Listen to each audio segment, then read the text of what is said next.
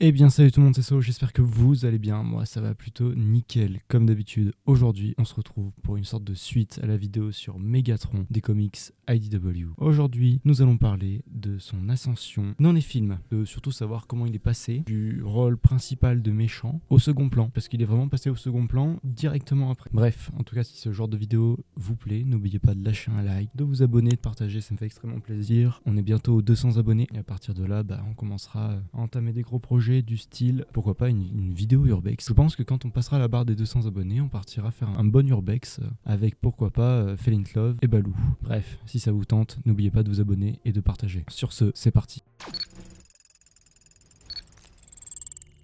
Alors du coup, pour reprendre les bases, dans le premier film Transformers sorti en 2007, Megatron était la première menace. On ne le voyait pas énormément dans le film, il lui manque quelques scènes pour moi je trouve, mais il a quand même une apparition plutôt sympa sur la fin du film. C'est le grand méchant du film en fait. Comme tout bon film, il meurt à la fin. Car en fait, ce qu'il faut savoir c'est qu'au départ, ils étaient même pas sûrs que le film fonctionnerait, et du coup l'objectif principal c'était de le faire mourir et d'arrêter là en fait. Que le film de 2007 se finisse comme ce qu'il se finisse, mais sans avoir de suite en fait, il n'était pas censé y avoir de suite. C'est pour ça que la mort de Megatron, tué par Sam Witwicky à la fin du film, a été logique. Mais c'est ensuite que là on va rentrer dans le vif du sujet et comprendre pourquoi Megatron est devenu l'ombre de lui-même en fait. Dans le deuxième film, les Constructicons arrivent et sont là pour le réanimer grâce à un fragment du cube. Très bien, bonne idée, machin, et on se dit super, ça va enfin redevenir, ça va être la grande menace, il va être de retour avec un nouveau plan, bien plus violent et bien plus impitoyable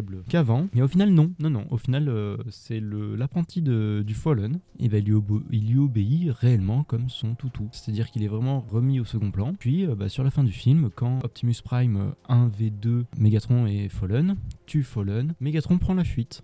Car comme Starscream a dit, ce n'est pas lâche de fuir un combat déjà perdu d'avance. Ce qui veut dire que Megatron en plus avait perdu de la force et du pouvoir en soi. Du coup Megatron se retira blessé, ayant perdu son maître et sa crédibilité en gros durant les films. Ensuite, pendant le troisième film, pendant la grosse partie de l'heure, la grosse première partie de l'heure, on pense que ça va être lui le vrai grand méchant. Il avait un plan construit très dynamique, très sympa. Il dit bon c'est super, il fait son comeback. Le deuxième film ça l'a raté, pourquoi pas leur lancer en gros. Et non, toujours quelqu'un qui était là pour se foutre de sa gueule. Sentinel Prime qui lui est devenu entre guillemets un chef à part entière des Decepticons, même si c'est pas le cas, c'est pour vous la faire courte en résumé, qui maltraite Megatron en gros, qui le fait passer pour une sous-merde littéralement, qui lui fait bien comprendre qu'il travaille avec lui dans un but commun mais qui ne travaillera jamais pour lui, et il faut pas que Megatron oublie que Sentinel est plus fort que lui. Il est vraiment réduit au second plan tout le temps.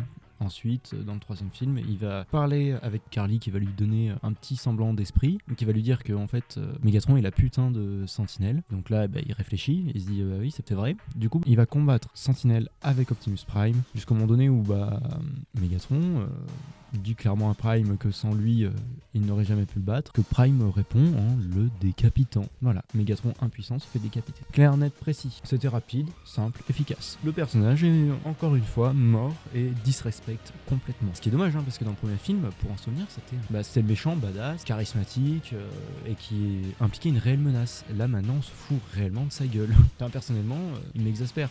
Après j'adore son style dans le troisième film. Pour moi ça reste mon style préféré du Megatron, avec celui du cinquième film. Mais bon, c'est pas un souci en soi. C'est juste que il est ridicule quoi. Il en devient vraiment ridicule sur la suite. Bon, après, on va pas parler de sa petite apparition dans le quatrième film, parce que pour moi, il n'a pas servi à grand chose à part garnir le background, parce que ce qu'il faut aller savoir, c'est que pour ceux qui n'ont pas vu le film, Megatron est mort dans le troisième film, il se fait construire par le KIC un nouveau corps, se renomme Galvatron, court après une graine, on le voit 3 fois, dont une fois en action, et c'est tout. Genre à la fin du film, il n'a combattu personne, on ne l'a pas vu pendant la bataille finale, et en plus de ça, il fuit. Voilà, terminé. Et évidemment, grosse menace du film, Lockdown. Megatron est encore réduit, Galvatron là du coup ne servir à rien, mais à rien du tout durant le film. C'était même pas une vraie menace. C'est incroyable comment il ne servait à rien dans ce film. Je suis désolé, il a juste couru après une graine et garnir le background vite fait sur l'autoroute.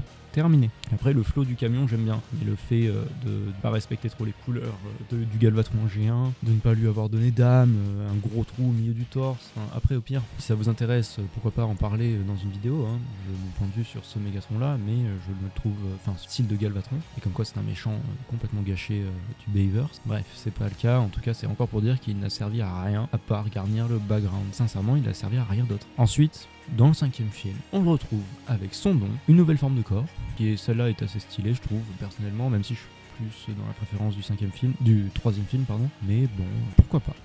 Il a du flow, pareil, on pense que ça va être encore lui la vraie menace, parce que c'est comme ça qu'il est présenté, même s'il y avait Unicron qui commençait à sortir de la Terre, bon, on pensait que ça allait être lui la grosse menace du film, et non, toujours pas, il se fait contrôler par Queen Tessa, qui est censée être leur déesse et leur créatrice. Voilà, ensuite, il se fait couper un bras sur la bataille finale, on le voit pas tant que ça, et il se fait encore disrespect par Prime, qui l'éjecte en dehors de Cybertron, dans notre ciel en fait. Et après on n'entend plus parler. Enfin c'est catastrophique.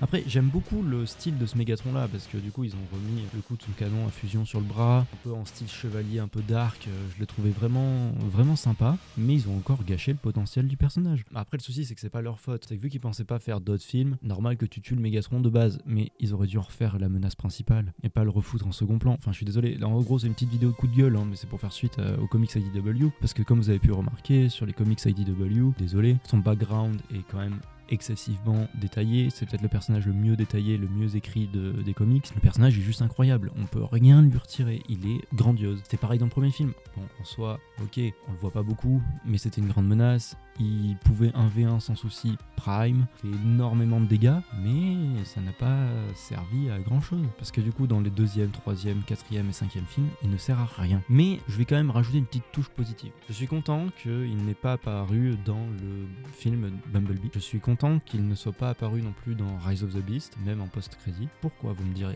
En fait ça permet avec ça de montrer que Mégatron est sûrement une plus grosse menace. Bon, que Shatter et Dropkick, tu me diras c'est normal, c'est des Decepticons, toute petite classe en fait, hein. C'est entre guillemets les plus nuls dans les rangs Decepticons, mais pour Bumblebee en fait ça montrait vraiment une menace, parce que déjà ils étaient deux, un peu plus costauds que Bee, mais c'est bien de même pas l'avoir mentionné. Ils l'ont même pas mentionné dans les films. Et dans le fait de pas l'avoir rajouté dans Rise of the Beast, nous montre que sa menace était beaucoup plus grande que celle de Scourge, mais peut-être pas celle d'Unicron. Unicron reste un démon, un robot planète, voilà, mais qui reste quand même très puissant. Et j'ai surtout hâte de le voir en action dans les prochains films. J'espère surtout qu'ils ne vont pas le ridiculiser comme ce qu'ils ont fait avec le Bayverse, hein, c'est ma plus grande crainte. Mais franchement j'ai hâte de voir, puis surtout son look, parce que y a une figurine Studio Series, je crois que c'est la 109e, qui est sorti avec son style à lui du film Bumblebee, et mais franchement je trouve que le flow ça lui va bien, ça fait une petite retranscription G1 avec un peu des nouvelles animations de Bumblebee et de Rise of the Beast, et franchement j'adore. Donc j'ai hâte de voir ce que ça va donner, j'espère juste qu'ils vont plus le disrespect comme ce qu'ils ont fait dans les 2, 3, 4, 5 films de Michael Bay, parce que sinon le personnage sera mort et définitivement mort et enterré dans le cinéma et dans le live action quoi. Donc non. Voilà, pour moi c'était une sorte de petite vidéo pour vous présenter le Mégatron des films, comme quoi il n'a pas servi à grand chose entre autres, comme quoi il était une grande menace dans le tout premier film et qu'après il est resté au second plan, même plus tant une grosse menace que ça, qui servait pas à grand chose, en fait sincèrement il servait pas à grand chose. Et c'est pour ça que ça me fait plaisir de ne pas l'avoir vu dans Bumblebee et Rise of the Beast et voir même pas mentionné. Voilà, en tout cas j'espère que cette vidéo vous aura plu, moi ça me fait plaisir de la tourner, c'est une petite vidéo chill du samedi, cette semaine c'est tranquille, ensuite on reprendra potentiellement les gros projets à partir des 200 abonnés. Donc si la vidéo vous a plu, n'oubliez pas de la liker, de vous abonner, de me suivre sur les réseaux Instagram, TikTok, Twitter, Twitch, Discord. Voilà, le Discord est en description, toujours intéressant de venir, on peut faire des sondages, on peut discuter entre nous, etc. Et c'est toujours plus sympa que sur Instagram ou Twitter. Mais n'oubliez pas de vous abonner. Go les 200, à partir de là, pourquoi pas une bonne grosse vidéo urbex. Et puis nous on se dit à la prochaine pour de nouvelles vidéos. Ciao tout le monde.